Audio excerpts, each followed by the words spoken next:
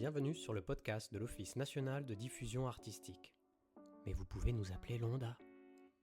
Merci d'avoir appuyé sur le bouton lecture de cet épisode.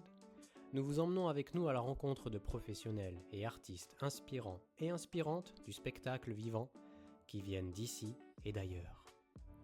À Londa, ce qui nous anime et fait vibrer, c'est de faciliter, soutenir, mettre en relation, écouter, conseiller, toujours dans l'optique d'être utile aux opérateurs et opératrices du spectacle vivant. Pour en savoir plus sur nous et sur notre actualité, rendez-vous sur onda.fr.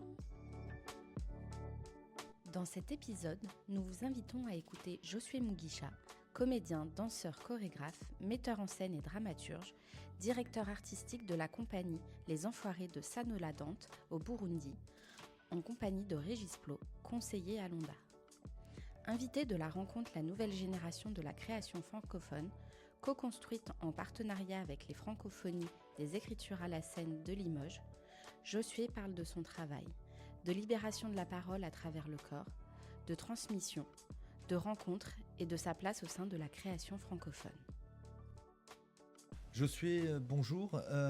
Tu es donc comédien, danseur, chorégraphe, metteur en scène, dramaturge et tu as fait donc des études d'art de la scène en Afrique du Sud. Et puis tu es allé aussi te former auprès d'Aristide Tarnagda au Récréatral, au Labo Élan, également à l'École des Sables de Germaine Acogny, au Centre Encanta de Serge Aimé Coulibaly, entre autres. Et quand tu rentres dans ton pays, tu découvres, ou je ne sais pas si tu découvres, mais en tout cas tu prends conscience qu'il y a une véritable crise de parole, comme tu l'as qualifiée. Cette crise de parole qui vient du fait que les gens chuchotaient pour se parler, que les artistes étaient très censurés et que la parole n'était pas libre, les radios étaient brûlées, etc. Et donc toi, tu as mené vraiment des recherches pour essayer d'exprimer autrement, de communiquer avec le public. Alors, on a traversé un certain nombre de questions pendant cette journée de rencontre autour de la nouvelle génération de la création francophone. Et ça serait ma première question, c'est est-ce que tu te sens appartenir, toi, à une nouvelle génération de la création ? Bon, alors ça c'est paradoxal un peu parce que justement je me pose la question de savoir dans quel récit du monde, dans quelle partie du monde je suis une nouvelle génération. Parce que chez moi, c'est pas qu'il n'y a pas eu des gens qui ont fait du théâtre avant moi, c'est que je me suis posé des questions à l'écoute de cette crise de parole qui a fait que le théâtre contemporain vraiment se forme dans mes créations et du coup je deviens instantanément un avant-gardiste au pays, quelqu'un qui invente, quelqu'un qui influence tout en courant des artistes. Et je me rappelle bien que quand je viens en France, il y a je pense il y a 2 ans, je réalise au fait que je suis un artiste émergent. Normalement, même dans les plateformes où on doit candidater, on précise bien qu'un artiste émergent, c'est quelqu'un qui a au plus travaillé 3 pièces dans des conditions professionnelles, alors que je comptais déjà plus d'une dizaine de mises en scène. Et même quand je retournais au pays d'ailleurs, il y avait des instituts, par exemple français, qui ne voulaient pas faire tourner mes pièces parce qu'ils disaient qu'ils voulaient des artistes émergents. Alors qu'il y a juste 2 semaines, on me disait en France que je suis émergent. Donc il y a vraiment un paradoxe par rapport à ça.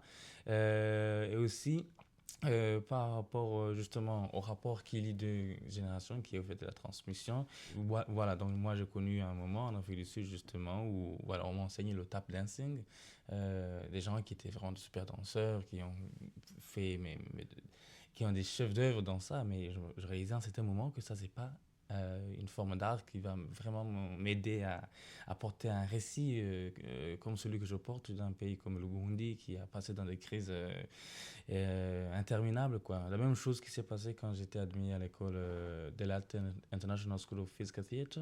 Justement, voilà, comédie de l'art, c'est pas quelque chose pour moi qui pourrait avoir un sens au pays. Et donc j'ai trouvé quand même des gens comme Germaine Acogny qui on disait ton corps en fait ne peut pas faire la danse classique et qui à un certain moment a décidé de voir autrement les choses, a créé à partir d'un tigre qui boit de l'eau une technique de danse.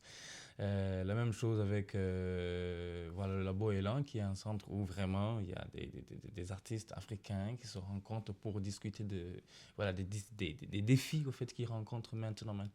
Ça m'a vraiment ouvert les yeux et je me rappelle bien que Voilà, un jour, avec Germaine Acogny dans sa maison, elle m'a posé la question de savoir si je pense que les danseurs traditionnels au Burundi dansent par instinct. Et moi, comme un con, j'ai dit oui, je pense. Après, elle m'a dit, mais comment penses-tu qu'une danse traverse une génération? Comment penses-tu que c'est... comment penses-tu qu'on enseigne ça? Donc, il m'a dit justement que quand il y a transmission, il y a technique, il y a déjà code. Et ça m'a fait comprendre qu'il y a une grande partie du travail qu'on n'a pas encore fait au Burundi, c'est de réaliser c'est quoi nos ressources et d'en faire une intelligence et une technique. Et ce qui a fait que moi, j'ai commencé à partir de ce moment voilà, à investir dans cette recherche d'une nouvelle intelligence, forger une intelligence. Ce qui fait de moi une première génération pour moi. Et je rencontre la même chose quand je voyage un peu. Je réalise que, par exemple, à Saint-Louis au Sénégal ou à Ngozi, là où je donnais des formations, je réalise qu'il y a des gens qui aujourd'hui sont devant des faits réels, qui trouvent des solutions pour que le théâtre soit vivant. Et ces solutions, ce n'est pas parce qu'ils ont fait des conservatoires, parce qu'ils n'ont pas fait de conservatoire, mais l'idée de voir en un arbre un potentiel... une force potentielle pour une belle chorégraphie, pour moi, ça fait que voilà, je retrouve un peu l'intelligence de Peter Brook qui, pour une fenêtre, pouvait avoir juste 4 bouts de bois. Je réalise, à un certain moment, je donnais une formation et il y a des gens qui utilisaient les bancs et ils les faisaient bouger et manipuler sur scène de manière extraordinaire. Moi, ça m'a parlé de Apia, quoi. Ça veut dire que tous les avant-gardistes que moi j'ai vus un jour quand j'étais à la librairie théâtrale pour la toute première fois, avoir tous les beaux livres qui peuvent exister dans le monde du théâtre et bon, que j'ai acheté et que j'ai lu plus tard, j'ai réalisé en fait qu'il y a beaucoup d'autres jeunes gens qui sont maintenant aujourd'hui à la place de la réflexion de Brecht, de Stanislavski, de Artaud aujourd'hui, sans toutefois les connaître. Donc du coup, je crois aujourd'hui profondément que le théâtre ne connaît justement qu'une génération et c'est celle qui a envie. Bien sûr, on peut bien être vivant à travers des textes, à travers des œuvres qu'on a créées. C'est pas par rapport à la respiration, non, c'est juste que le théâtre sera toujours vivant partout où il est. Et quand il est mort, il est vraiment mort. Et c'est pas question de temps ou de génération. Et Peter Brook est d'accord avec moi quand il a dit le théâtre est écrit sur le sable. Donc je crois aujourd'hui en une chose qui n'est pas lié au temps, au théâtre, c'est vraiment lié au vivant, quelque chose qui doit être vivant aujourd'hui, qui, dans les mêmes conditions, pourrait être vivant dans 10 ans, ou plutôt 10 ans avant. Et donc, tout simplement, moi, je comprends vraiment pas trop l'idée d'une génération et d'une autre. Enfin, je trouve qu'ils sont tous liés quelque part. En tout cas, ce qu'on pourrait dire, c'est oui, c'est compliqué de fixer une génération ou autre. Voilà. Après, bien sûr, les générations se succèdent et comment elles se transmettent. En tout cas, toi, ton combat artistique, il est vraiment de trouver dans le corps une libération de la parole. On voit effectivement une parole politique. Et moi, ce qui m'a beaucoup interpellé dans ton travail, et singulier, c'est effectivement que tu as mis en œuvre une méthode que tu es en train d'affirmer, etc. Est-ce que tu peux nous en parler un peu ? Oui, en vrai, cette méthode, elle naît d'abord justement de comment on questionne aujourd'hui l'acteur et sa formation dans un pays où le corps, on lui a arraché la parole. On s'est dit, et c'est une manière de parler, on dit que quand on arrache la parole à quelqu'un, il ne lui reste que sa propre viande, ça veut dire sa chair, son corps. Donc c'est commencé déjà par là, à se questionner sur le corps de l'acteur qui entre au studio. Ça veut dire que c'est un corps qui déjà n'a pas eu du thé parce qu'il y a pénurie de sucre, c'est un corps qui ne peut pas prendre sa voiture parce qu'il y a pénurie de carburant, c'est un corps qui doit faire une longue ligne sous le soleil pour pouvoir avoir un bus, c'est un corps qui porte la mémoire des guerres, de la crise dans son corps. Et quand il vient au studio, on réalise que ce n'est pas juste une matière qu'on peut exploiter et lui donner un rôle, quoi. Il faut aussi travailler son corps.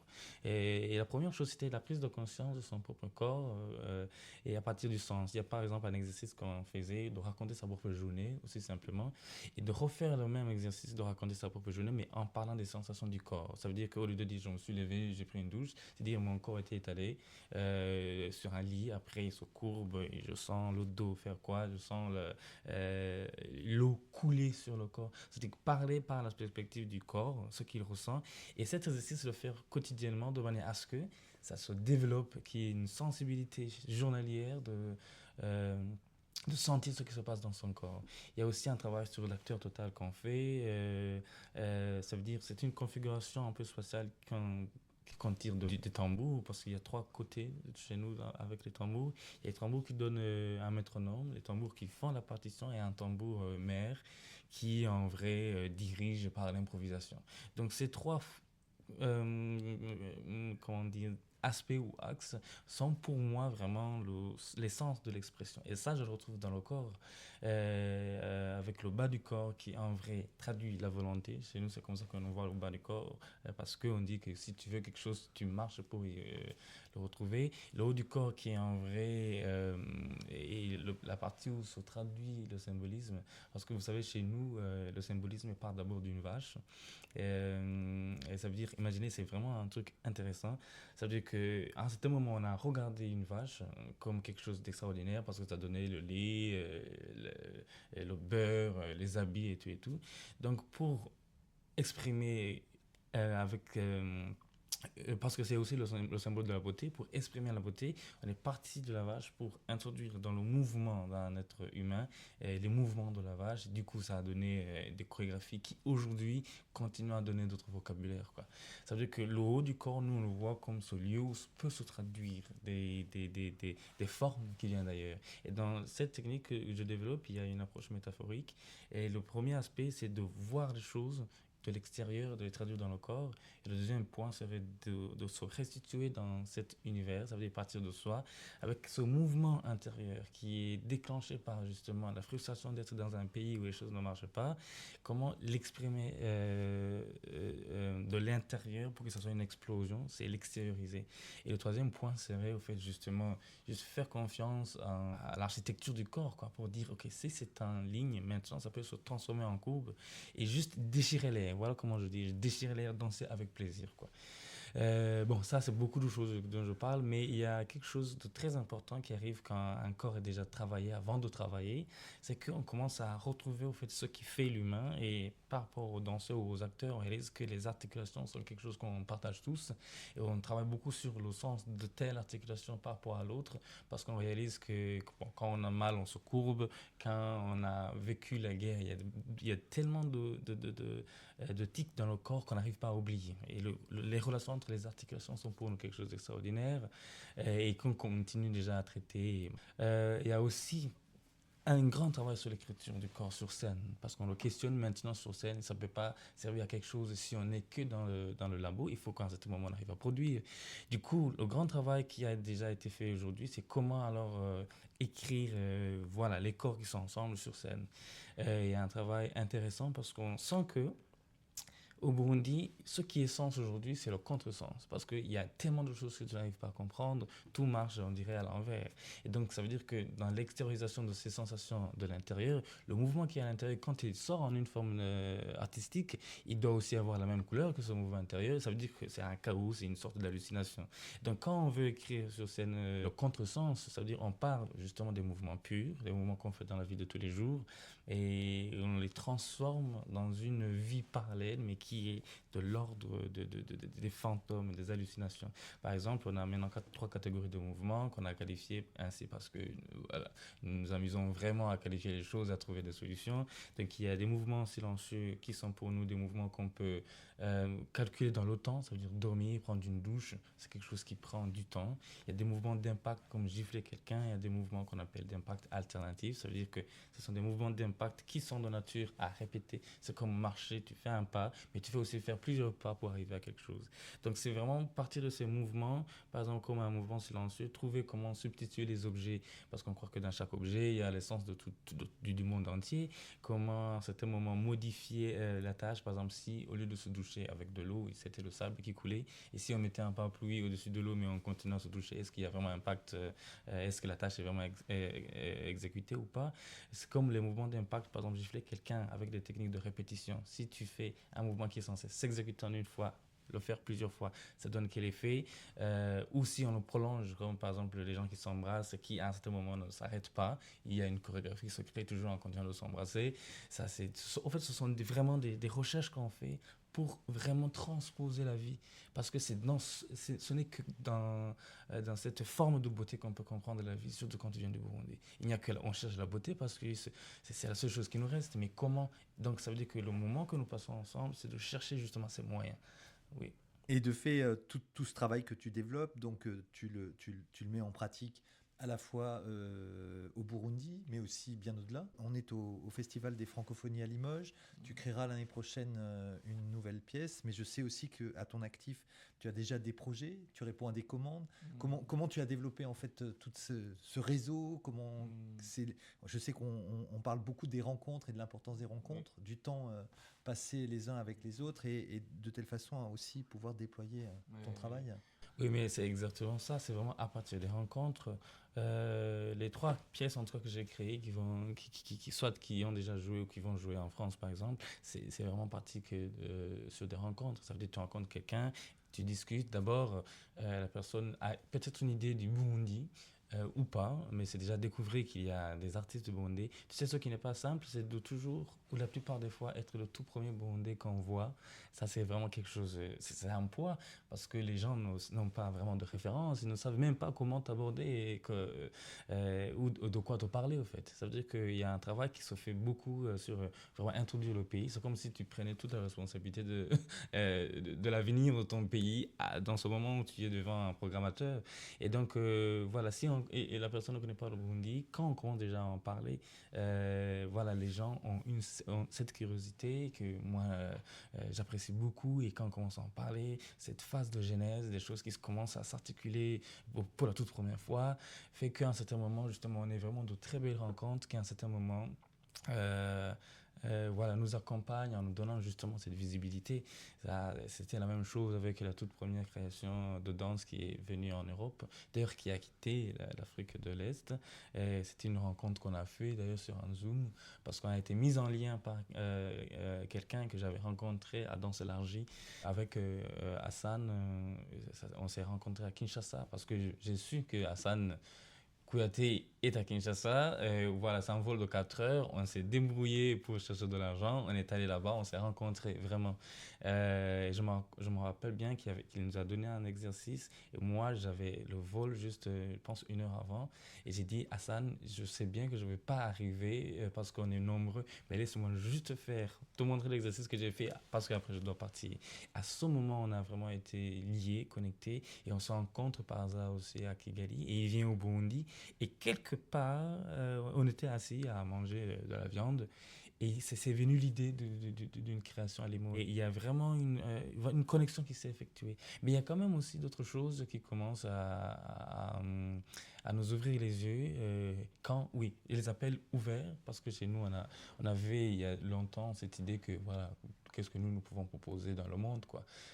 Mais avec Danse élargie, moi j'ai proposé la pièce qui était au fait, ça n'était même pas une pièce, hein, c'était juste un produit de toutes les recherches que nous avons fait, et le projet a été accepté. Nous sommes venus jouer pour la première fois un petit extrait.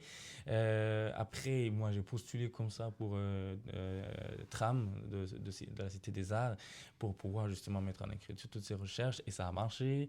Et donc après, on a réalisé au fait qu'il y a aussi un problème d'information. Il y a des gens qui ne savent vraiment pas quel appel a été lancé ou comment on peut constituer un dossier aussi. Ça, c'est aussi une sorte d'handicap. Mais je pense que la chose qui fait qu'aujourd'hui, voilà, on fasse vraiment vivre l'art et circuler, c'est vraiment l'information. Je me rappelle bien la toute première fois qu'on m'a parlé de moi à la scène, on a postulé, et là, voilà, maintenant, on a fait la création. Elle est en train de tourner au Congo, Rwanda, Djibouti. Il y a aussi quand même, les instituts français qui font faire circuler les créations. Et là, en ce moment, justement, il y a les Racernés que j'ai créés qui circulent et qui jouent d'ailleurs la semaine prochaine à Djibouti. Il y a une autre pièce qui maintenant circule dans cette ville, au Kenya, Ouganda, Tanzanie, Congo. Parce que justement, on avait des liens avec l'Institut français du Burundi qui nous avait aidé pour venir pour la toute première fois en France. Donc il y a vraiment tout aussi ces systèmes d'accompagnement qui existent, et on commence à s'en rendre compte vraiment maintenant. Ça fait pas plus de 2 ans qu'on commence à faire ça, mais la chose qui gagne toujours, c'est la rencontre, parce que les rencontres donnent même des efforts supplémentaires. Ça veut dire, il y a vraiment des gens que j'ai rencontrés qui ont fait un grand travail pour me connecter avec d'autres personnes que j'ai beaucoup apprécié. Il y a aussi une visibilité dans les rencontres professionnelles. Et pour conclure un peu, je te poserai une question, c'est finalement, fort de toute ton expérience d'une petite dizaine d'années. Comment toi, quels seraient pour toi les éléments essentiels aujourd'hui, les moteurs qui permettraient d'avancer peut-être un peu plus vite Et moi, je pense que la première chose, c'est vraiment l'information. Je dis ça parce que un jour, je pense, Hassan Kassé Kouyaté, quand il était au Burundi, il a donné un atelier que, bon, moi je l'ai assisté dans l'atelier où il parlait de comment, par exemple, faire voyager la scénographie, que à un certain moment, ça pèse beaucoup plus que ça ou ça mesure plus que ça doit passer en cargo, ou comment adapter une pièce par rapport à la réalité d'une tournée pour que ça soit pas trop difficile à faire tourner. Donc il y avait vraiment plusieurs informations qui ont aidé beaucoup de personnes à non seulement revoir leur création, mais aussi à prendre en considération l'idée déjà de la circulation dans leur création. Il y a ça, il y a aussi une chose qui nous manque aussi, encore une fois, c'est une chose que, justement, dont on parlait hier par rapport au Paris. Parce que justement, on confond beaucoup l'émergence et l'ailleurs, et on a l'impression que puisque tu viens d'ailleurs, on n'est pas trop sûr si tu vas vraiment y arriver, alors qu'en vrai, les réalités ou l'art du situationnisme, comme on aime bien le dire, t'a forgé et tu es un artiste qui est intéressant déjà au départ, mais parce qu'on t'a pas encore découvert, tu n'aurais pas vraiment quelqu'un qui pourrait te faire aveuglément confiance, quoi. Donc il y a aussi ce pari que on peut pas demander aux gens de faire ce pari, mais on peut vraiment demander une générosité vraiment dans la rencontre, de bien avoir une écoute qui doit premièrement déplacer les attentes, déplacer un peu les perspectives par rapport à la réalité française, par exemple, pour dire, OK, c'est quoi en fait l'intelligence qui est dans cette création, qu'est-ce qui va parler au monde à partir de cette création. Et au-delà, considérer les récits multiples, parce que moi, je réalise bien qu'un jour, quand j'ai joué dans Élargie, en parlant du Burundi, et je pense que c'était la seule pièce qui venait d'Afrique déjà, parler du Burundi devant un public que moi, j'ai rencontré pour la toute première fois, peu importe peut-être la qualité de la pièce, mais on est déjà à côté, quoi. Il faut vraiment avoir une culture quand même du monde. Ce n'est même pas par rapport, je dis pas aux gens d'aller découvrir qu'est-ce qui se passe dans tel pays ou dans tel autre, mais c'est de s'ouvrir vraiment au monde pour dire il y a des récits multiples dans tous les coins du monde. Comment est-ce qu'on peut déplacer nos imaginaires à partir de cette rencontre-là.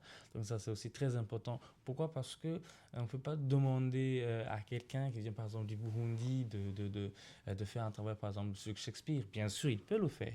Mais aujourd'hui, les urgences ne l'amènent pas à cet endroit-là. Aujourd'hui, il y a beaucoup d'autres choses à dire qui sont beaucoup plus urgentes et vitales et très importantes. Et c'est ça qui nourrit l'art. L'art se nourrit de ce conflit. Et si tu es au centre, dans le ventre de ce conflit, il n'y a aucun moyen de ne pas en parler dans une création. Mais si tu parles à quelqu'un qui n'a pas justement cette ouverture au monde, pour lui, tu seras en train de parler une langue qu'il ne comprend pas. Mais par contre, nous, on comprend bien quand on parle de la réalité française, par exemple. Ça, c'est un peu paradoxal. Et donc, ça veut dire se connaître à travers la connaissance de l'autre, ou connaître l'autre personne parce que tu te connais déjà et que tu sais bien que tu es un être universel. C'est vraiment des leçons que nous devons apprendre, quoi. Mais en même temps, je réalise qu'il y a tellement de monde qui viennent en France. Ça aussi, c'est quelque chose parce que il y a beaucoup d'artistes émergents qui sont, parce que j'ai l'impression que, par exemple, la France est vraiment le cœur, la capitale mondiale de la culture. Comment alors arriver à se faire connaître quand tu viens d'ailleurs? C'est vraiment une énigme. Je ne sais pas qu'on peut le résoudre, mais les rencontres et les plateformes que les artistes ont dans les rencontres professionnelles, c'est quand même quelque chose d'extraordinaire. Moi, je l'ai vécu pareil, et les rencontres que j'ai faites sont parties de là, et je peux bien dire que voilà, ça m'a tellement, tellement nourri et aidé.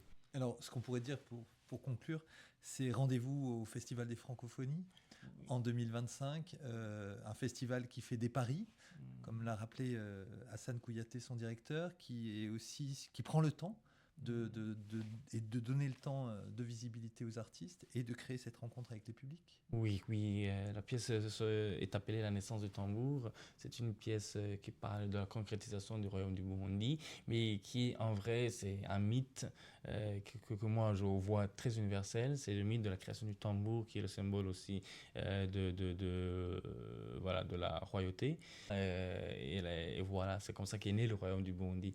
Mais ce mythe, on le veut très, très, très universel, qui peut parler à n'importe qui, dans n'importe quel coin du monde, pour trouver pour nous c'est quoi ce serpent, c'est quoi cet arbre creux. Donc je vous invite à bien découvrir. C'est une création qui va être rythmique, très poétique, imagée aussi et très plastique, avec plus d'une dizaine de tambourinets. Et je vous invite aussi à regarder les tambours burundais. Ce sont de gros tambours qu'ils arrivent à mettre sur la tête, à faire des cascades avec. Ça va être spectaculaire, quoi. Merci, je suis. Merci à vous, Régis. Merci pour votre écoute. Vous pouvez retrouver les podcasts de l'Onda sur toutes les plateformes d'écoute et sur notre site internet onda.fr dans la partie Actualité et médias.